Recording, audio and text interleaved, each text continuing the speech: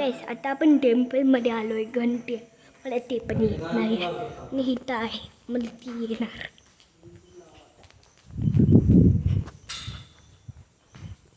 ते मला येतच नाही. राहू दे.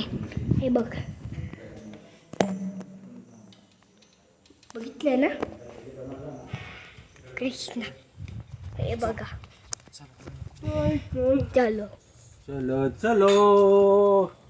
आणि माझा बाबा बघा चलो चलो कसे करतात. चला चला. आणि बाहेरचं बघा श्री जानाय हे देवी मंदिर.